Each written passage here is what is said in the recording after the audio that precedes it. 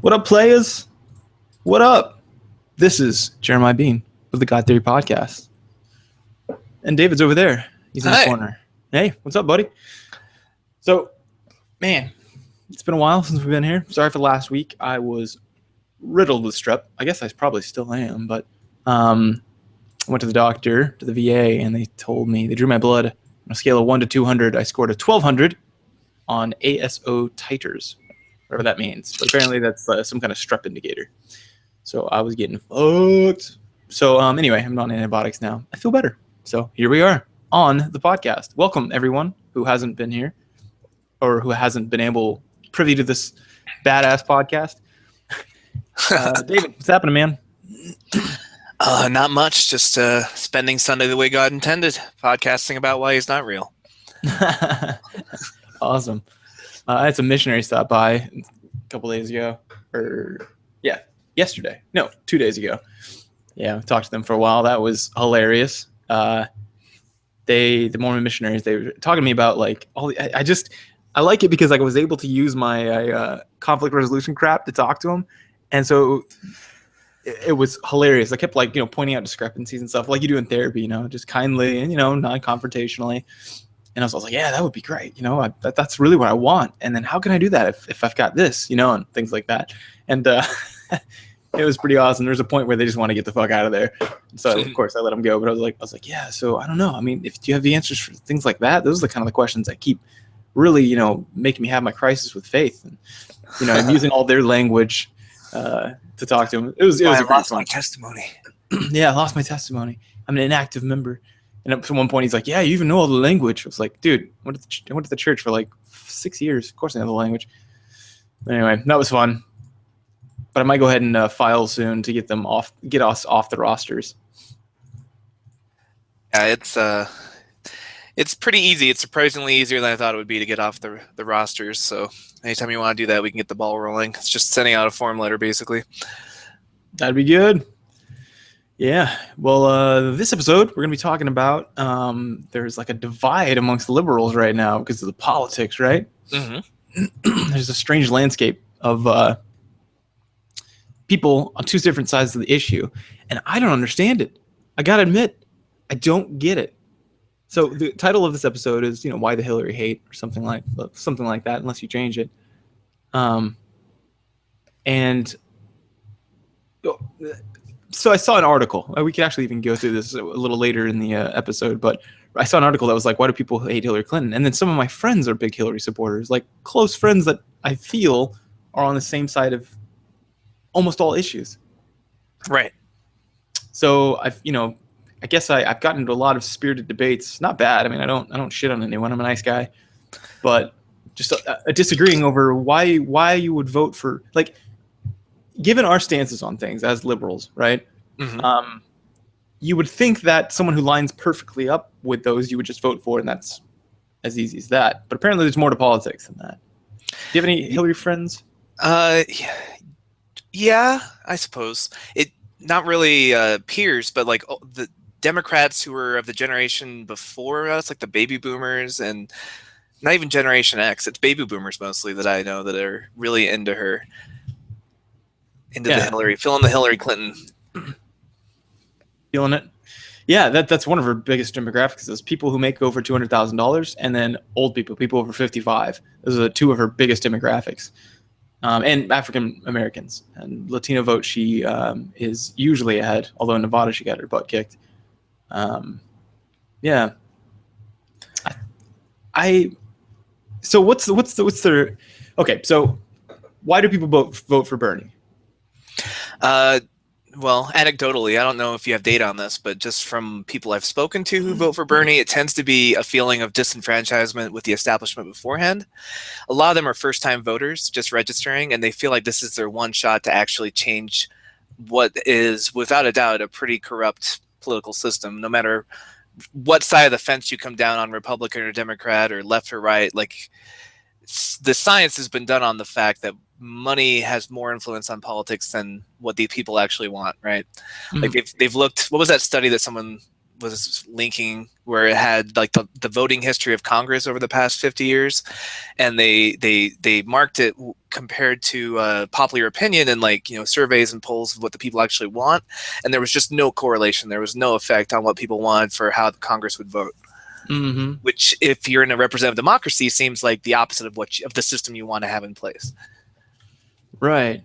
Yeah. If it's government for the people and by the people, it should not be coinciding with big corporate interests more than what the people actually want. So that's why I registered to vote for the first time. Was I actually saw a window of opportunity where we could do some systematic change to a system that's unarguably broken. Mm. Yeah, I'm kind of along the same lines. I have a lot of friends that are into Bernie Sanders, and a big part of it is, one, social justice issues are important to me, to my friends. We obviously, minorities are getting fucked. I mean, well, things are better than before. They're constantly getting better, but still, we have a lot of work to do. Yeah, not getting better fast enough. Exactly. Yeah, and then you've got police militarization. They're abusing their powers, which is another one of his platforms. Overextending militarily. Yeah, toppling regimes without any thought to the future. Defense spending. Getting caught in the quagmire in the Middle East. Voting for Iraq wars or not voting for them. Those are big issues for my peer group. Yeah, and yeah, exactly. And then campaign finance reform, or just finance, or just getting money out of politics in general, is I feel that most people are behind this. That's what I don't get. I see all of it lining up, check, and so I see this disconnect of people not voting his direction, and I thought, or supporting him, and I thought, man, what is this? I really want to know. So I started a lot of conversations. You're not pragmatic. Yeah, that seems to be one of the naive. You're a naive fool, my friend, trying to change something. Which I don't find particularly interesting, because both sides, Democrat and Republican, or anybody on any issue, feels that the other people are naive, right? That's a given. So when people are like, you just don't get it, and I'm like, well, clearly, how's that helpful right now? I had one here. I can't figure it out. Oh, well. Yeah, so I was looking at some statistics. I'm trying to refind them. I just realized that I didn't have them up. But anyway, yeah. So you get him on issues like getting money out of there. Talking about student debt is huge, ridiculous. Can't find anyone who's not on that support or side of things. So just in conversing with people over that, it's typically a few things. One, he's not electable. Is their kind of the main thing, right? They just don't think he'll be able to make it. But then he shows up in the primaries, the caucuses, and people are like, okay, well, still, he probably won't make it to the general election, which is a valid criticism. Which he may not, she may not. She's behind on most candidates. She's favored to lose, but he might too. You're right. Maybe once they start dumping money in, it's going to be like just nuts. It's going to be he's going to plummet. But we don't know that.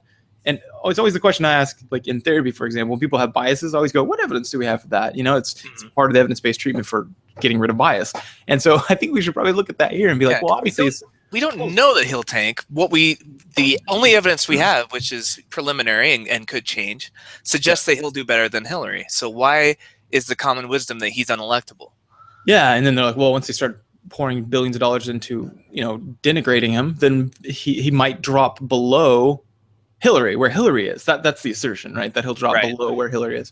But I just keep wondering. I'm like, well, but what's the evidence for that? I mean, they've got like how many months? A few months to just smear the shit out of him, right? And a few months. And this is the guy with the cleanest record in history, as far as there's nothing to hit him with except for socialism, right? Which that Pew Research Center found that kids or younger people don't give a shit about socialism. In older adults, it was massive. I can't remember the percentages. It's the statistics I was trying to find. But in youth, 25 and younger, socialism was barely a scary word. It was something like 20% of people or something were scared by the word socialism. The rest were like, whatever, because they didn't have the red scare to be, to freak us out. Yeah, most younger people are more scared of the word capitalism because they've been recently fucked by capitalism. They graduate into a economy. They left college into an economy that saddled them with a ton of student debt, which is a free market capitalist problem that happened, and B, in one of the worst recessions in American history, which is another free market capitalism run amok thing that happened. So they're unemployed and saddled with student loan debt, and that's all because of free market capitalism. So when you talk to a millennial, of course they're not as scared of socialism as an older person. Well, and really, I mean, look at learning history. I mean, you're conditioned as a human to believe certain things, right? Like, and one of those things is socialism is big, bad, and scary. Now, we're the generation that wasn't born on conventional wisdom. Our generation is born on Google it, Wikipedia. You hear the word Google every day, hundreds of times, probably, if you open up your ears. I hear it at least tens of times while I'm on campus. People are like, oh yeah, I'll Google that. I'll Google this. You just Google it. If you're like, what's socialism? You Google it, and Wikipedia talks about it and how it's successful. Forms of it are successful. And it's not just socialism either. It's democratic socialism. There's a big difference. Democratic socialism, the power base is with the people. It's just concerned about socializing certain aspects. It doesn't take away land property. It doesn't take away the free market. Or it doesn't take away It's not North Korea. Yeah, and it's certainly not communism. So democratic socialism is literally just what we've got with a little more social safety net. It's not that big of a deal. And I think part of it too is people our age, travel's gotten easier to do, and we tend to travel more as a demographic because of that. Because we're at that point in our lives where we're less anchored down to one spot. Fewer mortgages, fewer wives and children, kind of thing. Yeah. And so millennials travel. We've been to other countries. We've seen what France looks like, or Sweden, or Denmark, or Germany, or South Korea, or literally any other country in the world that has free market capitalism combined with that social safety net. And we're like, oh, that's kind of nice, actually. That's not scary at all. Yep. And plus with the internet now, you've got a globalization of these conversations. Look at like places like Reddit or YouTube comments if you want to go to the shitty places. But, anywhere, we're now, Facebook even, we're exposed to an international perspective. And because of that, people are like, no, I've got socialism and it works. And then you hear like these big news items like, was it Sweden? I can't remember if it was Sweden. It was one of the Nordic countries that said we're now importing trash because we've burned all ours up. Right. Yeah. I mean, you see these headlines and you're like, fuck, man, they got something going on. And then you look at what they contribute that to, and it's social, like a little more socialism, not a socialistic environment, but democratic socialism. Right. So that, you've got this money that's redirected towards income inequality and then towards socialized medicine and things like that. I mean, we have an Australia girl in our program right now who she was talking about socialized medicine there. And she's like, I don't understand how you guys do this. This is ridiculous. And cause she was, she's trying to run and she's like, well, what if I hurt my knee? And I'm like, yeah, you pay for that shit. I'm sorry. You just go in and you pay for it. She's like, with what money? And I'm like, no money. That's why I can't see right now. I cannot afford 20/20 vision at the moment because my eye care doesn't kick in again until July. So it's go $350 out of pocket for a new pair of glasses or have poor vision. Those are my choices living in America right now. Yeah. So these are all obvious indicators of why younger people are so on fire for Bernie Sanders. But what is it about Hillary that we don't like? Because it's the thing about Hillary that she gets a lot of hate for is a number of things. One of it is trustworthiness. She scored, 6% of the people who said trustworthiness was an issue that they cared about voted for her. 94% voted for Bernie Sanders. And if I'm off by a couple percent, it's because I can't pull these statistics, but it was around there. You guys can Google this. So untrustworthiness is something that's really big in this generation. So we're in a lab where we look at kids and try to help interventions for kids. And one of the things is we look at the changing demographic of how people do things. Like, for example, kids don't have Facebook. Like younger kids, they use things like like this thing called Kik, Musical.ly. What are some of the other ones? I can't remember. Snapchat. It's a bunch of like new shit, right? That they don't have Facebook accounts. We were like, or Twitter. Like some of the younger kids don't have Twitter accounts. So the people that are like 12 and younger, and they don't look at Twitter. So it's odd, because I'm like, okay, well, this is a new generation. Well, with our generation, transparency is huge. Whenever somebody finds out that someone on Twitter is not the real them, it's just like a manager, they start losing followers. These are measurable effects. Also, people don't like to see fake anything, right? Like whenever they see something, they're like, no, that's, now we can peer into these people's lives. We've got transparency. We love it. Yeah. We've got Snopes, right? Like even if you post something on Facebook, and it's not true, within a day, somebody's going to put a comment up there that says, no, actually that's false. Here's a Snopes article. Yeah. Like, that's just how we react to things now.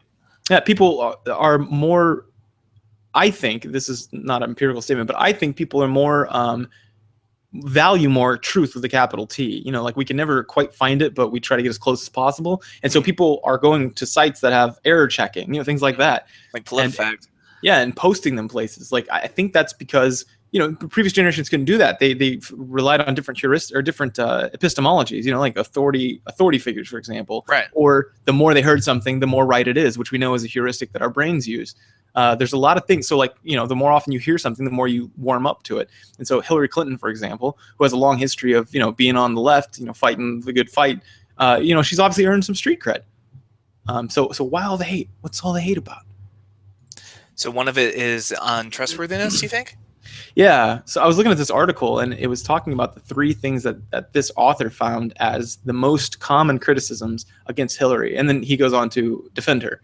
But first it says, 1, she is untrustworthy. And it says in parentheses, liar, disingenuous, doesn't mean what she says. 2, she isn't really liberal. A lot of people say that she's a Republican in sheep's clothing or, that kind of thing. 3, she's, quote, bought by Wall Street. And in parentheses, it says, or owes them some sort of favors, right? Does that sound like about right? Yeah, no, it's that's a recurring kind of litany that I've heard too. Either A, she's untrustworthy because of, just everyone's got some kind of story about like an email scandal or Benghazi or something. Like we all have that in our collective minds because that's the narration the media's been putting out a lot, especially the GOP side, right? They're like, oh, she can't be trusted. She lied about this. She lied about that. The liberal criticism I hear of her is exactly that she tends to be more of a GOP voter than a liberal voter, coming around eventually on subjects like gay marriage or, I don't know. Did she ever distance herself from the Iraq War? Or is she's still sticking to her guns on that one? It depends on what debate. It's like that hashtag Which Hillary. But yeah, I've seen clips from both sides. One where she says it was a mistake, and that was one of the most recent ones. But also one of the most recent ones, she defended it by saying the intelligence we had suggested that we should move in. And I was like, there were plenty of senators who voted against it. Don't pretend like it was an overwhelming sense that we had to go to war. Plus, like most of the rest of the world was like, hey, doesn't seem like a good idea, guys. So it's not like nobody knew at the time that it was a bad idea. Like I remember naming fries freedom fries because we were so pissed off that France told us that we should not go into Iraq. Yeah, and now we look like idiots. So untrustworthy, but it could also mean things like, she'll say anything she can to get elected, right? That's one of the common criticisms. But how would you test this? So this author, I thought, did the right thing, the right epistemology. I just don't feel that he did it the correct way. He says, I'm a data nerd, quote unquote, which anytime you hear data nerd or like I'm a sciencey person or someone who likes science, that means they literally cannot say they're a scientist or that they are a data scientist. So they're just someone who wants that cred and they like that epistemology, but they don't know what they're doing. And so I was like, data nerd. And so I worked analytics in the past. And I was like, analytic? What does that even? Listen, buddy, that doesn't mean shit. But so how would you test this if this was you? Hillary Clinton is untrustworthy. What kind of data could you possibly mine up? So I guess the metric I would look for untrustworthy or A, does what she say match up with how she votes? Or, do the actions line up with the words? And then B, do we have any idea of how often she lies about, or I guess that would be hard to measure too, because I don't know. For me, it'd be about voting record versus what she actually says in debates and then looking for consistency. Right. Yeah. I think one of the things people really don't like, especially millennials, and why she can't budge those numbers. And in fact, Bernie continues to steal any of the remaining millennial types that she has, is because of, I think, this. I do know from researching the demographic of youth, not quite all the way up to 30, but from younger people, is that they very much value what they hate is double face. Like people like politicians, where they say one thing one place and say another. And teenagers have a sharply honed sense of hypocrisy. Like they will jump on that right away. If you've read Catcher in the Rye, think about Holden from that book, like calling everybody a phony. That's how teenagers see the world, is like it's a bunch of phonies and inauthentic people. Like the worst crime for a young person is inauthenticity. Yep. Yeah, I know. And this is something we see in the data too. So I can back up your anecdote with numbers. But what makes that cool, or what's interesting here, is that Hillary Clinton came from an age where, I don't know if you know this, but they used to they would show ads based on where you were, and they would tailor the ads too there. So like if you lived in the South, they would have an ad that was very Republican leaning for a Democrat. And if it was a Republican, it would be even farther to the right. And then they would show ones in like, liberal states like New Hampshire or New York or something. They would typically say like, oh, well, it would be a little more liberal, whether you're Republican or Democrat. More left leaning. But now it's the internet, and ads are being shown on the internet more than TV. People are cutting, cord cutting is like a huge trend that's like devastating the cable companies. If you just Google that. And I think, so what that does is that exposes everyone to all of these different hypocrisies. So politics as usual is getting fucked, not necessarily Hillary alongside it, but I think people are distasteful of politics or politicians in general. And she's a fantastic politician. She's got a lot of experience in the game, the way it's been played up until this point. But I think if she does lose the primary, and it's likely she won't, but if she does lose the primary, it's going to be because she didn't adapt to the new way that politics is happening through the internet age. Yeah. And so on this, now let's go back to this article about how this author, because this author, attempts to debunk these ideas, which with numbers, which I love numbers to debunk ideas. Are you a data nerd? I am a data scientist. Yes. Oh, is that different? Very different. Yeah. But it's important to say that, at least the right epistemology, and he was trying to do the right thing. I like that. And so the way that I would do it is just like you said. I think people's issue, this person either doesn't understand the issue or they don't understand methodology or how to answer questions with numbers. Right. But I think it's he doesn't understand the issue. Try to answer it. Because I would do just like you, is all I was going to say. But what he did was he said, all right, so let's go to PolitiFact, a great site for checking bullshit, right? And what he said was, okay, now let's look at both of their statements side by side. So you've got true. PolitiFact does this. They label things true, mostly true, half true, mostly false, false, and pants on fire. Right. And then it says, all right, so there you go. We've got these little like a histogram, which is a bar chart showing each side. And in that, you'll notice that Hillary made more, quote, mostly true. Her percentage is higher in true statements. It's 26% of the statements she makes. She's made 40 statements that were true. Bernie Sanders has only made 9 statements that were true, which is 16%. Just overall, all his numbers are lower because he makes less statements. He's been in the public eye less. So 9 to 40, it's a ratio that's important, which is 16%, which is true. So her percentage of true statements is higher. That's awesome. Good to know. But that's not what you would look at. What you would look at, and this is the part where I'm saying methodology just seems really off here, is you would say, all right, so everyone tells truths, falses, and pants on fire, Bernie's told 0, she's told 2, but that could be just because she's been talking longer, Who knows what to say? So really, you can't take any one of these categories and measure it. What I would do is I'd say, okay, so on average, let's draw a line down the middle. We'll take the median statement that they make and see how true it is, right? Which she presents here, which he presents here. There's a landscape that shows where it is. Obviously, as everyone knows, Republicans are dirty liars, right? False. Most of their statements are false.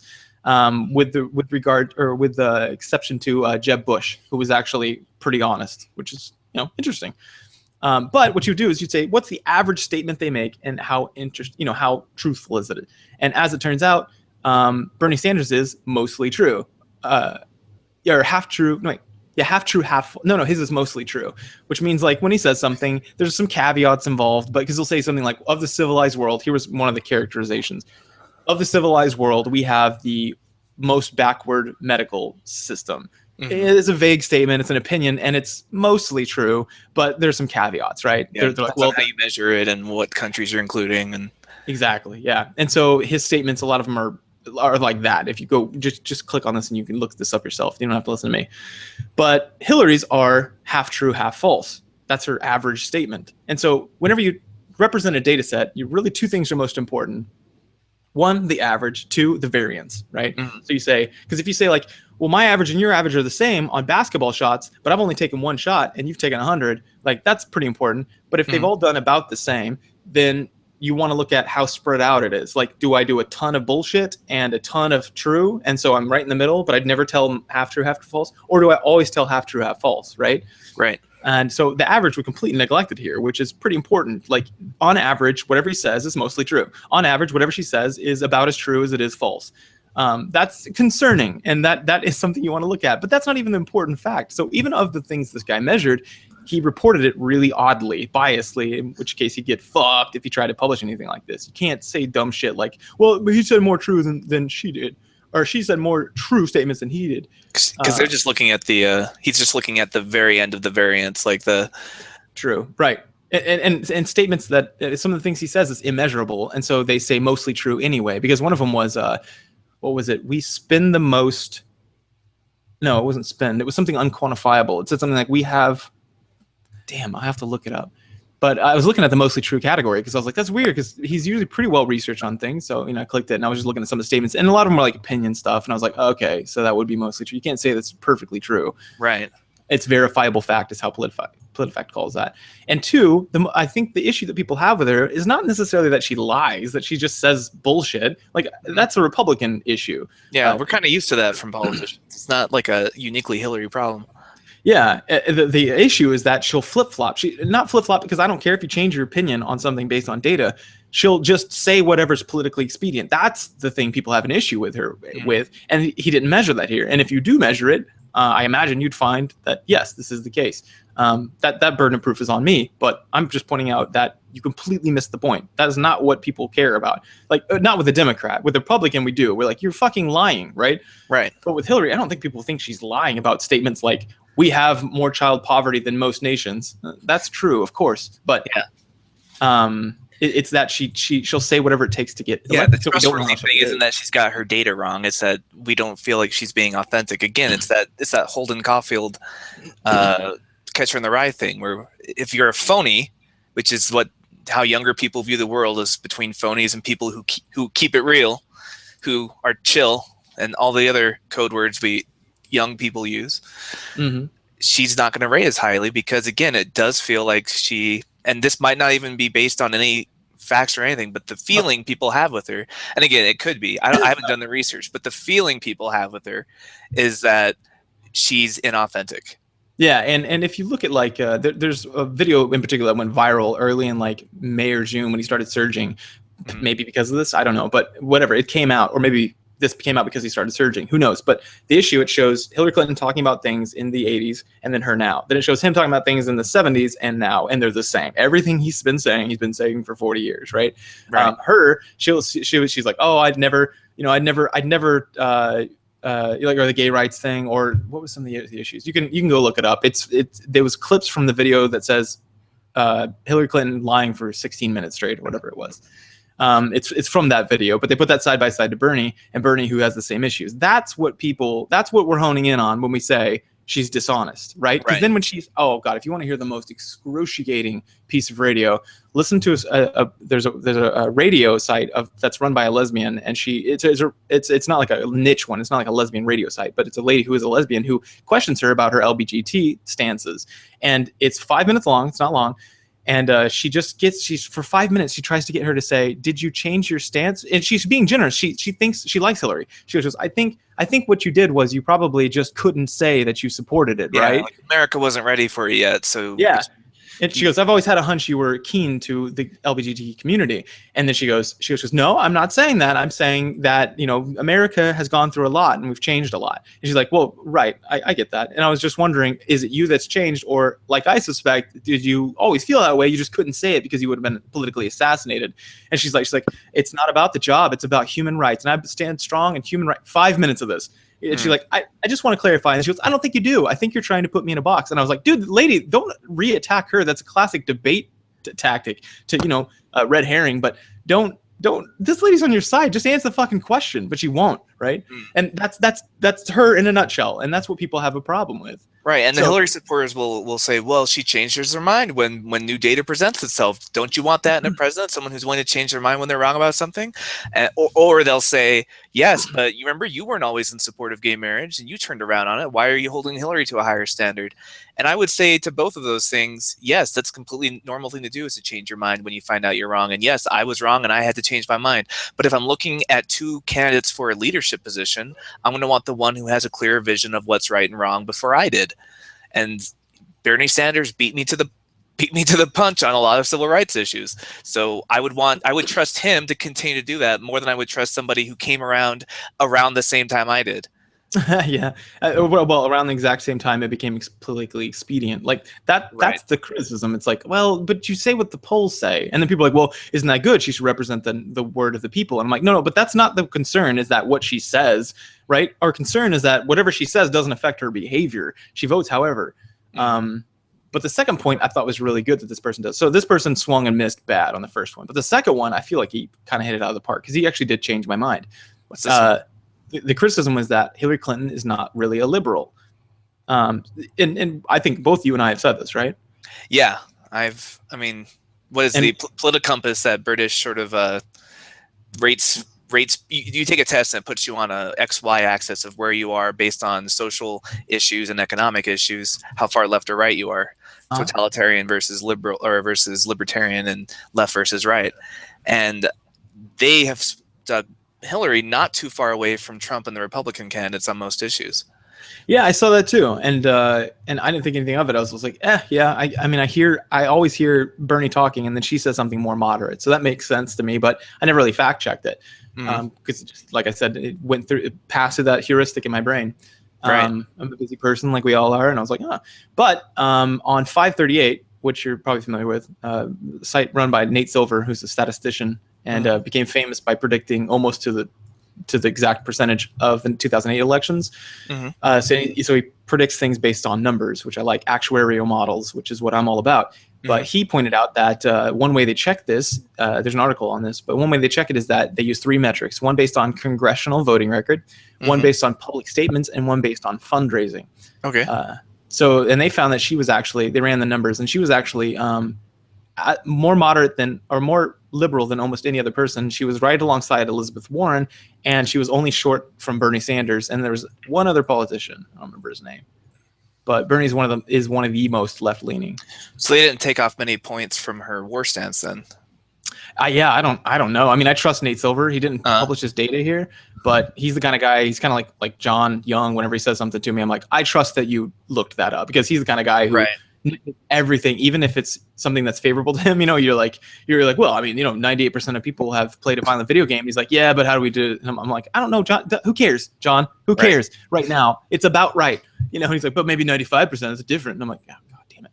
But Nate Silver's, kind of like one of those people. So I guess it didn't hit her too much. I don't know why, but apparently, maybe a lot of Democrats voted that way. Yeah, maybe that's it. Maybe the country's so hawkish at this point that you can be a liberal and still want to invade every country in the Middle East.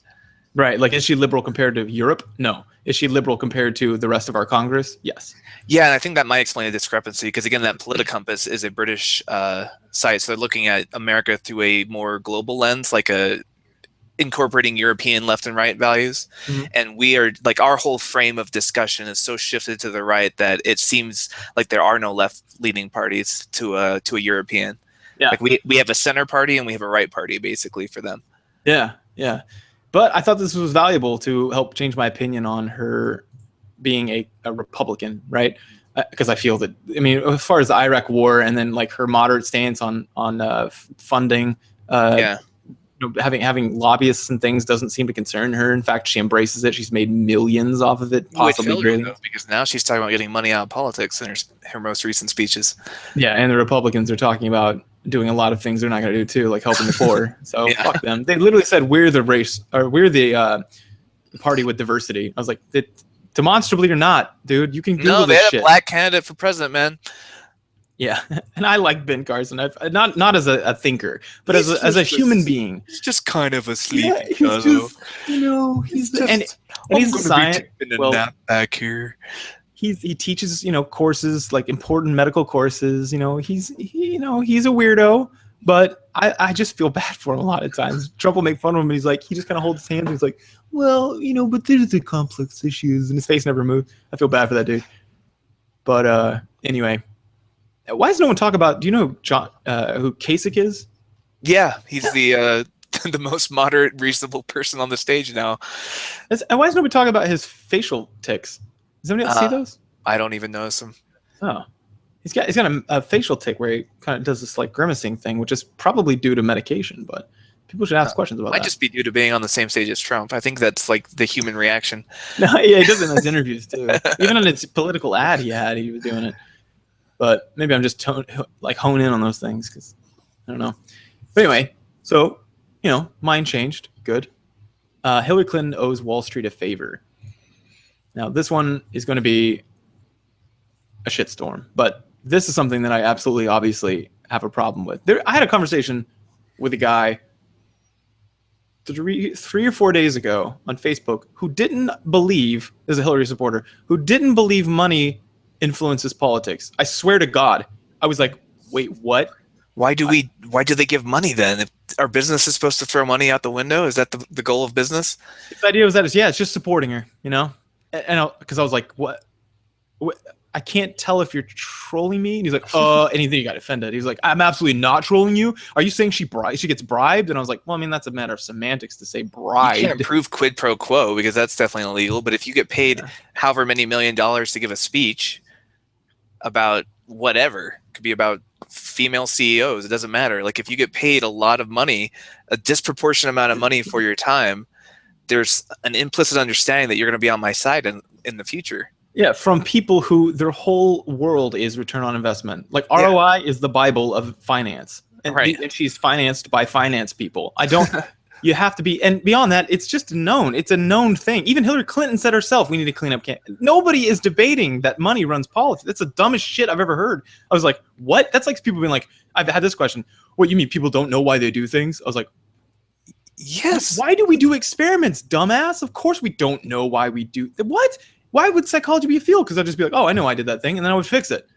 What the hell? Anyway, it's the same sort of question here. I was like, yeah, money runs politics, idiot. What the fuck do you think lobbying is? And then I just put up a bunch of stuff. I was like, look, here's... And it goes both ways. Like Bernie gets a lot of donations from unions because they expect Bernie to make things better for unions. Yeah. They wouldn't give him money otherwise. Yeah, and if he stopped supporting unions, they'd probably stop paying him money. And he knows this, so it does influence his politics. Right. Nobody's immune from... Like, that's how money works. You can't divorce it.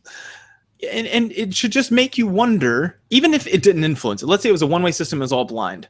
Yeah. If the KKK gave Bernie Sanders money, I would be like, what the fuck do they know that I don't? Why are they pushing for him? So even if it didn't influence politics, which it absolutely does, and no one is questioning. Yeah, but let's pretend that just money shows up and you don't know who gave it. Yeah, and you're getting it from these huge Wall Street corporations, and Bernie Sanders is saying, don't, or let's undo that. And she's like, yeah, me too. I don't know. The whole thing is fucking stupid. I was like, what? Okay. I gotta chill, man. How did he disprove that she doesn't owe Wall Street any favors? This is a lot of backflipping here, and I honestly think I always give people the point of view because people think that they're evil people, and there are people who like baby murderers. There are people who are bad people and they know it, but most people aren't Cormac McCarthy villains. Like they just think they're doing the right thing and they might not be doing it. Or they're willfully ignorant. Like you send someone a link, you're like, hey, here's a link to democratic socialism and it working by a lot. You're like, I'm not gonna look at that. And you're like, okay, now you're a different kind of evil in the sense that you're willfully ignorant. And I consider it a virtue to be true or to be right and to spread correct information. But that's my value. But legitimate evil, there's some, sure. But it's this stuff that I think is, this guy is just, he's willfully ignorant. Or perhaps maybe not. Maybe he really thinks this is correct. But basically just says, Hillary Clinton has received a lot of donations from people who work on Wall Street, yes. And has been paid quite a lot of money in speaking fees from Wall Street companies. I mean, there's no denying that. I like when people act generous to your position by giving you the obviously given. Yeah. Like, let's just say gravity's a thing. Let's just, okay, fine, you can have it. For the sake of argument, we'll say that she's in politics. All right, I'll give you that. She is a politician. Yeah. But he says, according to OpenSecrets.org, which is a great site, by the way, 3.9% of her contributions have come from people who work on Wall Street. They note that there has been more money also contributed to super PACs, raising the total to 7%, but I'm a little skeptical of including that number. First, okay, this is dumb. He starts defending super PACs. You can't use super PACs as... Yeah, he starts saying, well, super PACs are going to donate money no matter what you do, and you can't have any control of that. And I'm like, okay, we just addressed that a second ago. That's the dumbest fucking thing I've ever heard in my life. Super PACs are going to donate your money either because they support what you do or because you are going to help them. It's a return on investment in the future, right? They have a reasonable prediction that you're going to help them. And even if you have no control over super PAC donations, it's still indicative of where your positions are, right? Yeah. So if big money, like obvious fat cats are just dumping money into you. They have a vested interest into wanting you to win. And they have a reasonable expectation that you're going to be making things good for them in the future, even if you're not explicitly telling them that you will. Yeah. Sorry, someone messaged me. Yeah. Oh, and okay. So he continues and says, yeah. So you can't control super PACs, so there's not much you can do about that. And then he says, so her speaking fees are a little different. 14 of her 41 talks were to financial institutions, or approximately 25% of her income. First of all, I don't know how he quantified the financial institutions, because I mean, if let's say you're talking to what's it called? Politics Across America or something like that. It's not technically a financial institution, but it's a front set up by the Koch brothers, or what was it called? You can Google it. Look up the Koch brothers political action committee, or something like that. If you guys get bored at home. But the point is that's not a financial institute, but don't be stupid. That's what PACs are. They're literally made so that you can give as much money as you can to someone through a different, because you can only give $2,700 per person. That's right. Your personal contribution limit as an American citizen. But they wanted around that because they're like, no, we have a lot of money, we want to do that. So then Citizens United was passed. And so now you can give as much as you want, but it has to be through one of these bullshit fronts. It's literally a mob boss front. Yeah, it's money laundering, essentially. Yeah, so I was like, 25%, I don't know, man. Let's see who she was talking to. If you're talking to, like, literally went up to Goldman Sachs, yes, that is definitely an institution that is, it's advertising. It's not really financial. So anyway, whatever, the big financial firms that back her. But then he says 25% is a lot of her income, but saying that like that 25% is going to change her voting record is he says a logical jump. You have to take a logical jump from campaign donations and speaking fees to favors owed. I don't agree with that. I don't think anyone does. Yeah. No one is saying, except this guy, but no one is saying that if you take money from an organization that it's not going to influence you. I mean, literally Google lobbying or Google, or don't just make the assertion otherwise. Say this, like, because to be skeptical is one thing, but I always ask people, wait, then what do you think? Because people will be like, well, I mean, but is the Earth round? And I'm like, wait, hold on. Are you just being skeptical, which is fine? Or do you actually believe that the Earth is flat? Are you asserting that there's a flat Earth? Are you asserting that money does not influence politics? Yeah. I just want you to say it out loud. I want you to say it. Yeah, I want you to say it out loud to me and to everyone else, because I want you to experience how stupid you sound to yourself. Because you have people do this. We do this all the time. We become angry at a position. We start attacking it. And pretty soon we're heads down, digging. And pretty soon we're in China, right? And we're like, oh shit, what am I doing, right? It happens all the time in therapy, in real life, humans, whatever. This is what humans do. So a lot of times you got to stop them and go, let's pull back. Let's just take a look at what we're looking at here. Like the economist backing Bernie's Wall Street plan, for example. People start shitting on 170. And I was like, okay, the top 3 of the top 5 aren't people with PhDs in economics, but they literally are on financial boards for economics. Okay, fine. They're not economists, maybe, I guess, if that's fine. But of the rest of the list, 170 is a lot. And they're like, well, but how do we know they're good? And I'm like, what? Dude, how many are backing Hillary's Wall Street plan? Oh, she doesn't have one? Like, that's 2 big points we need to talk about. Like, anyway, the point is that let's take a step back and just say, okay, then he has a fuck ton of people backing him who know about economics. So what? I still win. Yeah. So same thing here. Money absolutely influences politics. I've never heard anyone make an assertion otherwise. And if she's getting a lot of money from financial institutions, that's cause for concern. What the fuck, dude? Anyway. Yeah, it should at least give you pause. Like, you can still support her, but you should at least look at that and say, that's weird. That's a strange thing. Yeah. And this is the argument I hear from a lot of the older generation who doesn't seem to understand. Like, I've heard that from multiple people, that she's not being bought and paid for. And it's always older people, which I think is interesting. I think younger people, maybe we know, or that maybe we're more I don't know, jaded. Occasionally you'll see a firebrand for Hillary. That's, I want to say like 100% of young people are for Bernie, but occasionally on Facebook you'll see some guy in his 20s just like going to town on how great Hillary is.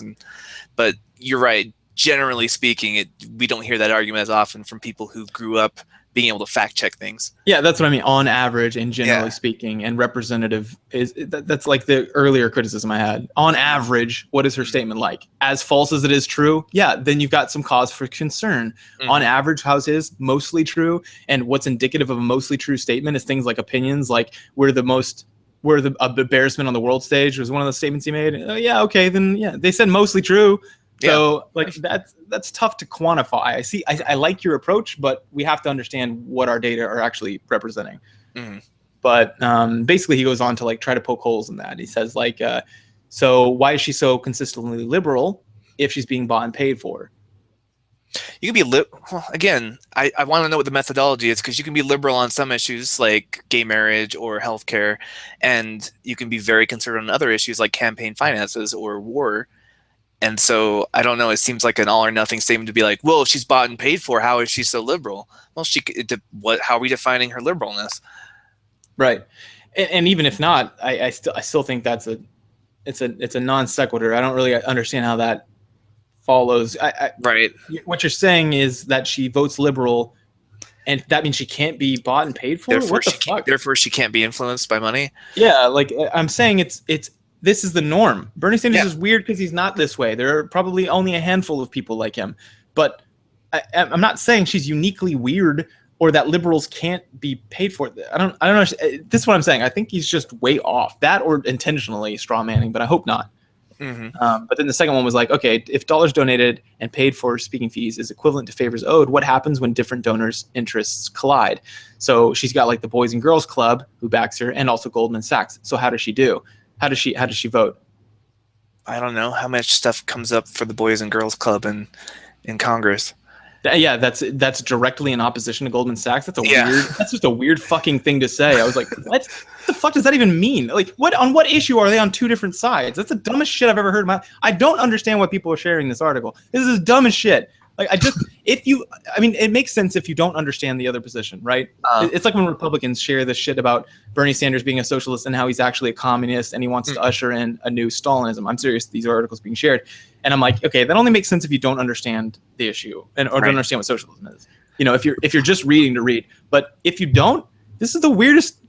This shouldn't convince anyone. Like, whenever you hear someone talk, you have to try to think, is this convincing to this? It's like when the Mormon missionaries kept saying to me, I know the church is true. And I'm like, is that supposed to convince me? I know that you think the church is, that's dumb. You're on a mission. What the fuck? Like, yeah. Why would you think that would change my mind, though, is the question. Exactly. Like, you read this and you're like, well, hold on. What? Like, this is preaching to the choir. This doesn't make any fucking sense. And the reason why people don't like Hillary is, yes, encapsulated in some of these reasons. And no, you did not debunk them. The second one is pretty good. I like that. It changed my mind. She's liberal. That's good. I needed to know that. I was wrong. But the other two, what the fuck? Like, it's a shitstorm of bad logic. No, there's no such thing as bad logic. It's illogical. Yeah. It's bad attempts at logic, we'll say. Yeah, and something that wasn't encapsulated in here that is absolutely true in my experience is that she tries to shit on Sanders and misrepresent his position. And to a guy who runs on the platform of being transparent and solely representing the American people and then only saying things he believes, that pisses me off. I don't want to see her misrepresent him. Like, call him whatever you want as long as it's true. He has some weird shit, right? Like, maybe he can't get anything done in presidents. Maybe he won't use executive orders. He already says he will, but let's pretend we didn't know that and say we don't know he's going to use executive orders. Or maybe the Supreme Court won't back him up, even though he's going to be appointing the actual judges, so that we know they will. But let's pretend they won't. Let's pretend he can't get anything done, even though he said he's going to do it. We know what will happen, and we know it will happen. Let's say we don't know any of that stuff. It's still like, okay, that's fine. That's a legitimate criticism you can say. But to say shit like he doesn't support Barack Obama or he hates Barack Obama and like he called him weak and stuff, it pisses me off, and it's gonna piss people off if you misrepresent their position. Here's what pisses me off, and this isn't a Hillary thing, but her supporters do this a lot. I'm sick of being vote shamed. Yes. This is a recurring theme. I'm seeing article after article about how Bernie supporters need to get over it. The word petulant gets used 3 or 4 times a day now on my Facebook feed. Stop being petulant. It's democracy. If your candidate doesn't win, then suck it up, buttercup, and vote for the lesser of two evils. Like, I am tired of being told how I'm obligated to use my vote. I understand the argument that Hillary is better than a Republican candidate. She's clearly more to the left than anyone that the Republicans could nominate, right? Yeah. Like, no one's arguing that.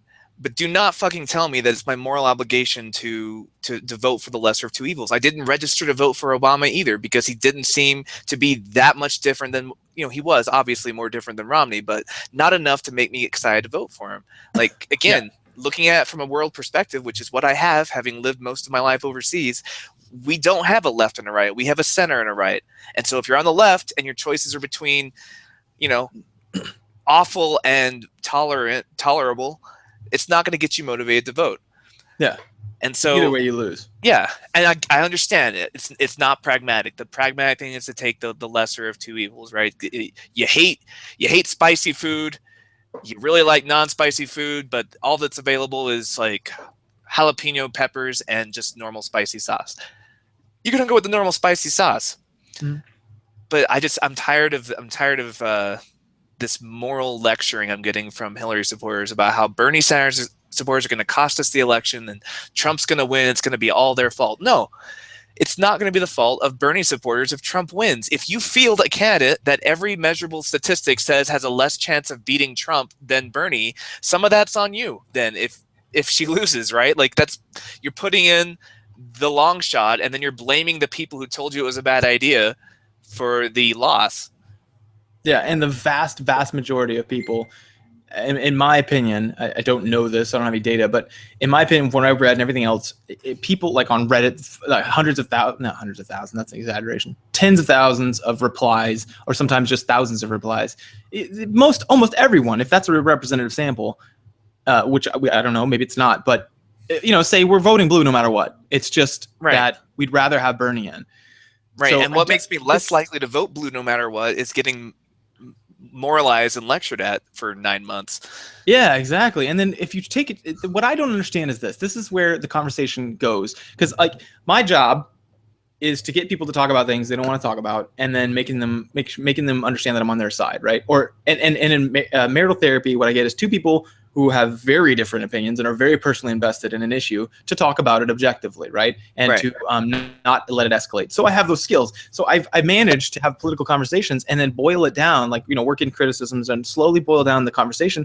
And this is the worst part, is that people will say, yes, I admit Bernie Sanders' ideas are the best. They're way better than Hillary's. However, I don't think he can do it. And then I'm like, what is it that you think that he can't do? Or specifically, what is it that you think that he can't do that Hillary can? Yeah. Like, they talk about obstructionist Congress and about how he won't be able to get anything passed. It's like, neither could Obama. Like, he was hobbled from day one because of Congress. Do you think Hillary is more likable than Obama? Oh yeah, and I mean there are statistics on that. No, she's not. Like he polls better with independents, which, by the way, I didn't know this, but apparently that's the largest voting base. That's what 538 said. He's more popular with them, and he's more popular with Republicans because he's just this general like straight shooter, which is what they like. They like these these people who just authoritarian. They just say what it is. That's what Pew Research said. So he polls well with them because he just fucking talks, and right. And you'd have to have that position, you'd have to not only, you don't even have to prove that Bernie can't get Congress to work with them. What you have to do is prove that Hillary can do a better job of doing that. And I'm not convinced she can. I feel like whatever problems Obama had with the Republican-controlled Congress, so will Hillary. At best, Hillary and Bernie will have an equally difficult time working with the current Congress we have. At best, I think Bernie will be better at it because he has a history of being an independent, which means he's got to be able to caucus up and form alliances because he doesn't have the backing of a big party. And they call him the Amendment King for a reason. He's been putting things through Congress already. He knows how to do it. And he doesn't have that Clinton dynasty name that just turns off GOP. Oh my God! Yeah, it's like the opposite effect of saying Reagan in the Republican Party. Yeah, Clintons, like they're vehemently against her. But even if he couldn't do shit, neither can she. You'd have to prove that she could before that becomes an argument I'm willing to listen to. Well, and even if it doesn't matter. Like, if first of all, remember, he can use executive orders. He's already said he's going to continue the tradition of executive orders that Barack Obama has done, and the people who are going to back that are going to be the people who are going to, once it comes to push comes to shove, the people who are going to determine if it's constitutional or not are going to be the Supreme Court. That's their job. He's going to be electing a few of those. One is already being elected right now if, Republicans get out of the way. But the point is that the Republicans will just not elect any new Supreme Courts until they all die off and we don't have a Supreme Court anymore. That's just weird. Yeah. Or we get a Democratic majority, which could happen as well. Remember, right. Bernie was... That's the other thing about Bernie is like that kind of fixes the problem. If Bernie wins the general election, those people are already showing up to vote, right? Like, what's to stop them from ticking D on the other people running? He's already said that. Like, he said, I can't do this together. We need to, because they said, how are you going to get any of this through? And he goes, I've said my whole time, I can't do this alone. What I need is all these people, this political revolution, these people, these new voters, to get out and vote Democrat in their local elections and get a Democratic-led Congress. That is a thing we can do. That's a thing we can absolutely do, and something I will do. And I'm pretty sure Bernie Sanders supporters will do across the nation if he has a public platform as the president and he says, hey guys, get out and vote some Democratic people.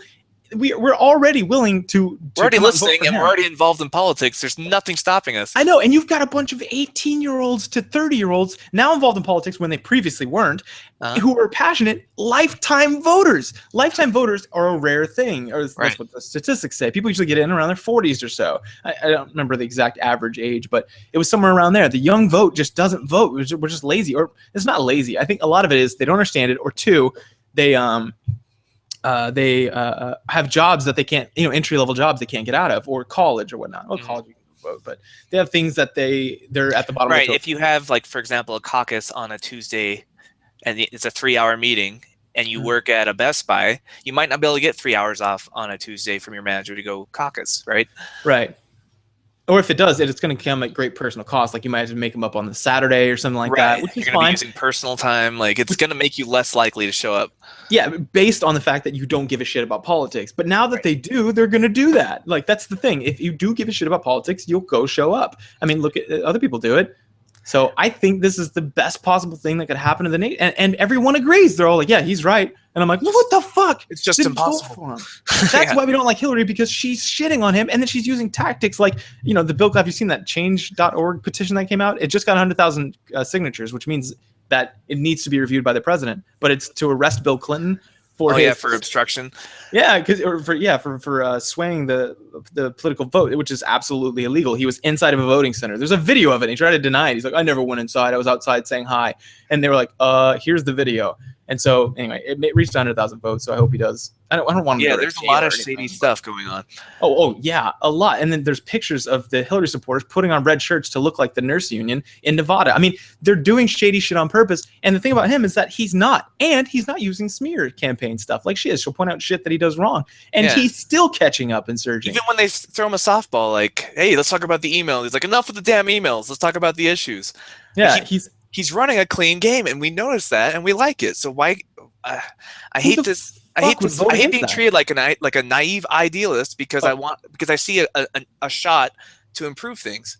Yep, and there's the last criticism that is slung our way that I don't appreciate, which is naivety. One, which is dumb. I don't find that useful. Everyone thinks everyone's naive. We look at Republicans like they're naive. They look at us like we just want to hand out money. Everyone thinks everyone's naive. Of course you think I'm naive. Of course I think you're naive. But otherwise we'd have the same opinion. Yeah, don't add to that doesn't add to the conversation. You're just being inflammatory, right? You're just trying to escalate this to emotional thing. I'm not naive. You aren't naive. We just have different premises to our conclusions that push us to that conclusion. We'll get there. Let's talk about it. Mm-hmm. But the other thing that they say is that, wow, what was it? I just had it started. I lost it. Our idealism. Yeah, the idea. Wait, whenever you say I'm voting for Hillary instead. Damn. I forgot what it was. Oh, awesome. But yeah, it's just annoying to be treated like, oh, you're just not being pragmatic. That's just not how the system works. You got to use the system. It's like, no, that's why everyone was apathetic. The reason that 1/3 of people actually vote is because the other 2/3 don't feel like the system can be changed. We're seeing a window for that it could be changed now. More people, if more people vote, that's why it's going to happen. Right? Oh, I remember what it was. It's she's earned it. How many times have you seen that? I'm so sick of hearing that. Hundreds. That's not how we determine the president, by who's been in. First of all, if we were going to be looking at who's been in politics longer, she doesn't win that contest. Yeah. just by virtue of age. Like he's been doing this since he got out of college, just mayor and senator and what have you. Right. She was first lady, which we don't elect our first ladies, and she was a secretary of state, which is another nominated position, and she was a senator for a brief time. Yeah. So earned it. I don't know what that means. Yeah, by virtue of being married to Bill Clinton, she had some political power. And no one's saying that she hasn't put in her time as a politician. That's fine. That's not how democracy works. That's called you don't work your way. It's not a promotion at freaking Applebee's. You don't just like, oh, you've been a waitress for a long time, now you're gonna be a floor manager. Yeah, it's the American people voting, and guess what? It's roughly average right now. No one knows how this election's gonna turn out. It's one and the other, so it doesn't matter who's earned it. What the fuck does that even mean? No. And I hate hearing it compared to a job application. Like, oh, if you're applying for a job, you look at the resume. Obviously, why would presidency be any different? It's like, yeah, but even if we use that analogy, which is not a good analogy, but even if we used it, Bernie Sanders has an impressive resume. Some would say a better resume. That's why they support him, right? Yeah, they're not just like coming out of the blue being like, I don't know who he is, but I like the cut of his jib. They're looking at his voting record. They're looking at his protests. They're looking at the things he gets through Congress. They're looking at how he voted on the Iraq war, and they're saying, oh, that's an impressive resume. Yeah, and civil rights issues, like all the important issues that are important to us today have been important to him all this whole time. Yeah, we're not using a decision making of jib cut, right?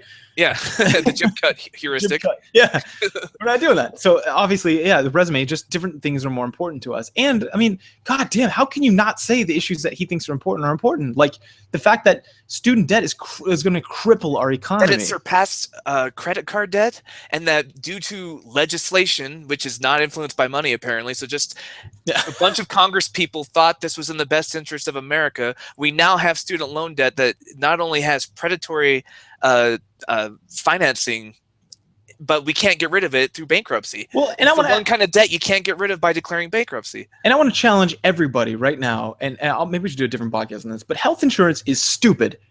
I know that sounds crazy, but now hold on. Let me make this make sense. The only time health insurance right now, if I bought it for my family, would cost about $450 a month. Now, currently my spending on health related things, if you include, like if I didn't have the VA, would be I don't know, on average $60 a month. Why does that make sense for me to pay more? Okay, maybe there's a social thing I need to pay into it. Or most people that I know, when I ask them this question, say, oh, it's through my employer. And I'm like, okay, so your employer is footing the bill, right? For that. They get less for group insurance. Which is coming out of your paycheck, right? They're not just like going out of pocket on that. They've lowered your salary, and when they're budgeting money for an employee, part of that budget is going to be how much health care they're paying for you. Right. Yeah. And it's coming out of somewhere, whether it's through their whatever their goods or services they're selling. They're going to make up that point. But the point is that the whole system is antiquated and stupid. Most places have socialized medicine, or not most places. Most civilized places have socialized medicine, which cuts out that middleman of insurance. Insurance is the biggest fraud bullshit I've ever seen. And that's what pushed. That's why I don't like Obamacare. I'm like, Obamacare is fine if insurance makes sense for you. It doesn't make sense for me because I had the VA, and for my family, it would cripple us because I'm a graduate student. I don't make a lot of money. My wife is a professional. She makes some money. But if we paid that every month, we couldn't get a new car. We need a new car right now. We couldn't get that. I'd have to cut out my gym membership, both of ours. All the things that make better for you than having. I know everything that makes us happy and healthy. We looked at the fat to trim. I promise, because we have to pay a fine every year, and there wasn't any. That was the problem. I was like, fuck. I mean, we have to give up eating out, which is fine. That's fine, but that's not a lot. We don't eat out a lot. But then we'd have to give up our gym memberships. We'd have to give up. I can't remember what. Oh yeah, she couldn't go to her runs because she goes to runs once a month at least, and she pays the entry fee and the travel fee, and it would free up some money. But that is what's keeping us healthy. And so, I don't know, the whole thing is ridiculous to me. So Obamacare is so that everyone gets health insurance. But why wouldn't you just say, all right, fine, Obamacare, good job. Everybody needs to be covered by health coverage. But what if we just did single payer Medicare and then like everybody else? And then why wouldn't we do that? And they're like, oh, well, insurance people will be out of a job. And I'm like, I don't give a fuck. They've been preying on the American public for years. And when crime and Blockbuster people were out of a job, sometimes better ideas come along. Yeah, exactly. And I get it. Yeah, it's a huge market. I understand that. We could do a weaning out thing, just like we're weaning in the Obamacare. Your penalty for not having healthcare slowly goes up, right? And to give us time. Would you say it's in the best interest of the American people to not have health insurance companies? Absolutely, by far. But money doesn't influence politics. So how come Congress hasn't voted for that? Oh, do you mean the insurance industry and how they're this? What is it? Second highest or second highest, I think, payment towards lobbying. I don't know. It just isn't consistent. I don't know why people can't put these numbers together and say, oh, that makes perfect sense. The system we have right now for healthcare, for war, for prisons, every system that's fucked in America that's clearly not working in our best interest is exactly the system I would predict if money had an influence on politics. Yeah. And those were the big donors. Yeah, so when people say she's bought and paid for, it doesn't mean Hillary is the only person bought and paid for. That would be stupid to say. No one's saying that. Stop saying we're naive. You're naive on our issue. What we're saying is that most politicians are bought and paid for. Here's one that's not, who wants to stop that. How can you not? Wouldn't it be weird if the demographic that's the most educated in these poll numbers is the naive demographic? I know that was the thing I confronted on my what would you call that? My nephew-in-law. Yeah, my nephew-in-law, second removed or something like that. He's on his thing. He put, oh, these people are so naive and stupid to support Bernie. And I'm like, isn't that weird though? That PhD and master's level actually predicts you voting for Bernie. Isn't that weird that the highest educated American citizens are stupid about this? Most likely to vote for Bernie?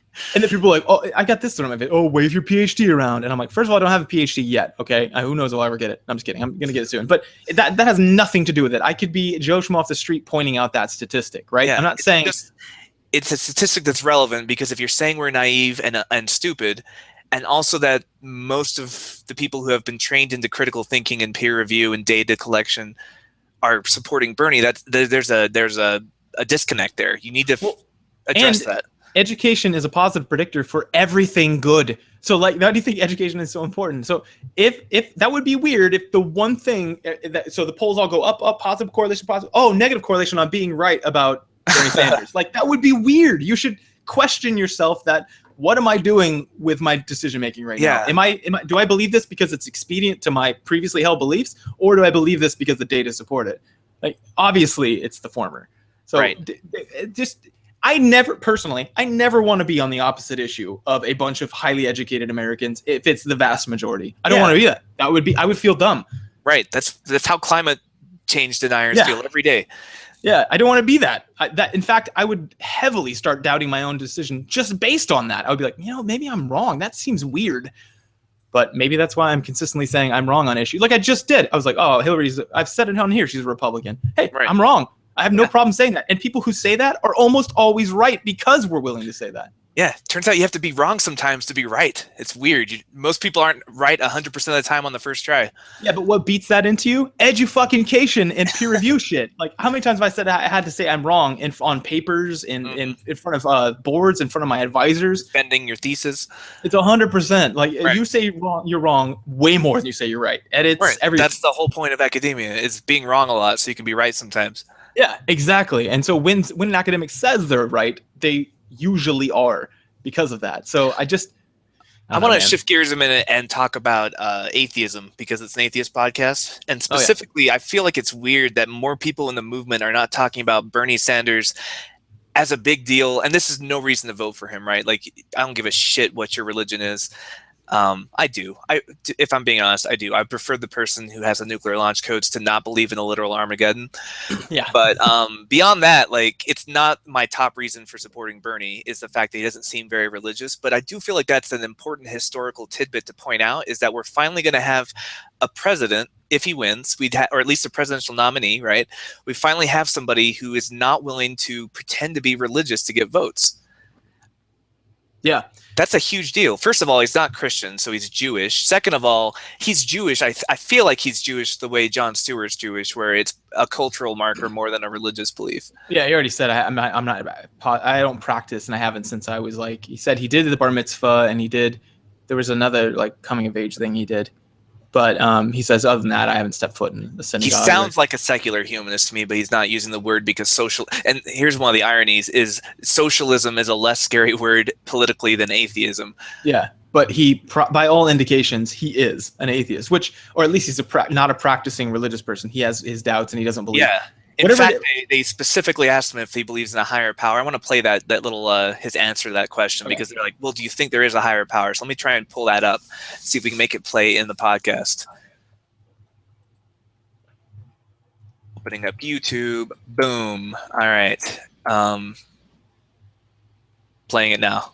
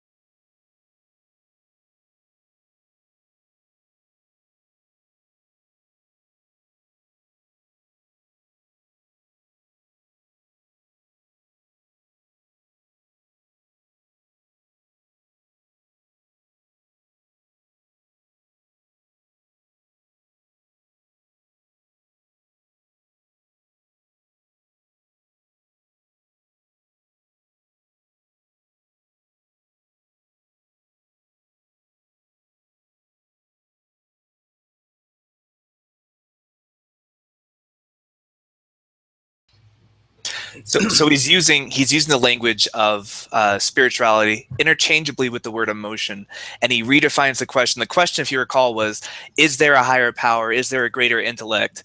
And he says, my spirituality is that we're all in it together. That's the most secular human answer I've ever heard a presidential nominee ever say. Yeah, hands down. Hillary just came out and said, I believe in God. I believe in Christianity. I believe he's going to help make this nation great. I can show you the clip. And so I don't know why we're not more excited about him. I know there are a lot of atheists excited about him, but I'm just saying, I don't know why that doesn't. I've heard a lot of prominent atheists shit on him too. Like the guys who do what's it called? Shoot. No Illusions. That he's got a podcast about atheism, and both hosts are very they like Bernie, but they're very into Hillary, and I just don't know why this doesn't come up in any conversation that I listen to. This is a huge deal. It's not a reason to vote for him. Sure, there's better reasons, but it's a big deal. I don't know, man. I don't know. I think this guy's the real deal. The way I feel, here's my, I guess, closing statement. If you are a liberal and you believe the way he does, go fucking vote for him. I don't understand. Yeah, stop trying to game the system. Just make it happen. Just say, all right, look, this guy's got this quality. This guy's also going to appoint the next couple people on the Supreme Court. Supreme Court. Yeah, I kept thinking SCOTUS, which is right, but the Supreme Court. He's going to have massive power. Whoever's getting it, right? Do we really want someone? Do we really believe in these values, or do we not? And that, I think, is the difference. Should be your deciding factor, instead of which one's the politics one, which one is do you think can get more done? Which I still haven't boiled down what they mean by that, because anytime I start hitting on it, they change subjects. Because I'm like, what do you mean? You know what executive order is, right? Do you know how Obama got shit through? Executive order, SCOTUS, right? That's how that works. That's how you get around it. He's done a lot of them. And that's what he already said he's going to do that too. He's going to get shit done. And even if he can't get shit done, it's still getting closer to what we value. Right. Even if nothing happens, there no education reform, no healthcare reform, even if the only thing that happens is that we have a guy on the appointing a justice who is not in favor of Citizens United, that's a win for me. And I know Hillary is not a Democrat, but I do not know that she would support a Supreme Court nominee who is against Citizens United. I don't get that impression from her. I haven't seen that in interactions. I haven't seen that in what she's talking about. She's only just now even brought that up as a talking point because it's been working for Bernie. Yeah. And again, which Hillary? I mean, you can just go look at that hashtag on Twitter if you're young enough to know what that is. And if you're not, then you probably don't know what the internet is. No, I'm kidding. But so look you're probably not listening to the show. It was trending for a long time. It may still be. And it was because of the fact that they would show her position on one thing and then show her in the exact opposite position and it's not just one thing. People are like gay marriage. Everyone changed their mind. And I was like, yeah, sure. That's one thing. It's hundreds of things. It's hundreds of things she's done that. And that's fine if you're doing it based on some metric of truth knowing, right? But that's not what she's doing. She just consistently does it by the polls, which you gotta kind of think, well, this is a very successful career politician who has built the Democratic empire of the Clinton Foundation. And you gotta kind of wonder, that's it. Pretty sure she's really good at being a politician. Mm-hmm. And just the politics of yesteryear aren't matching up with the politics of the future. And I'm glad to see that the young generation is making that known with this election. Right. And if you had told me 4 years ago that I would be living in a world that could potentially have a president that doesn't have to pretend to be a Christian to win an election, I would have thought you were insane. Like I'm incredibly surprised and delighted by the fact that even having someone as close as he is right now. Remember Romney got shit on for being a Mormon. Like religion's such a huge voting thing. Kennedy as a Catholic, like people are so weird about making their president believe in the same imaginary mythology that they believe in. Like that's such an important issue for so many people. So the fact that Bernie is polling so well in the general election polls delights me. The fact that he's not having to pretend to be an evangelical shithead to win votes. Because I'm not saying Obama did pretend. I think Obama really is a Christian. Like his language, the way he talks, he's speaking like an insider in religion. His Amazing Grace speech, it feels like a genuine, his record of attending church, right? Like he's clearly, I would say if I had to put money on it, gun to my head, that he believes in God and he's a religious Christian. But I also believe that many people in politics right now are atheists who just can't say it out loud because they would lose votes. Mm-hmm. Yeah, and possibly kill their career. Right, and to have Bernie Sanders just not give two fucks about religion, to sit up there and talk like a secular humanist and say that my religion is that we're all in this together, that's my spirituality, that blows my mind. I don't know why more people aren't blown away by that.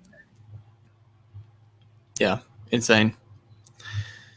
But anyway, that's why there's all the Hillary hate, if anyone's wondering, I think. And I'm glad they were able to change my mind on the liberal thing. It makes me more comfortable if she does win the nomination, that hopefully she'll act on some of those voting records or her past, right? Yeah, hopefully the Hillary we get will be the one that's liberal.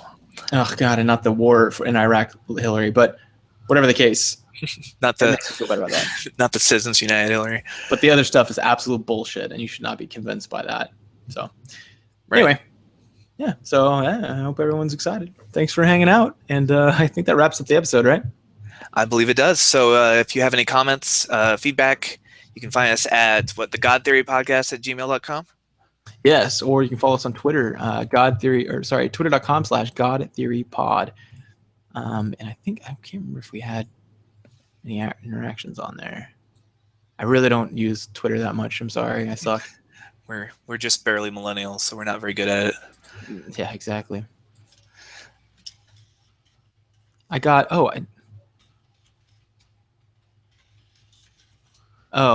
this is yeah, we did actually. Someone said God Theory Podcast, our co-host at Mostring, is also a student at Ole Miss. Just found your show. Great show. And this is from a podcast called No Religion Required. Cool. So, I've actually heard that podcast. It's a good one. There you go. So someone's an Ole Miss student. Awesome.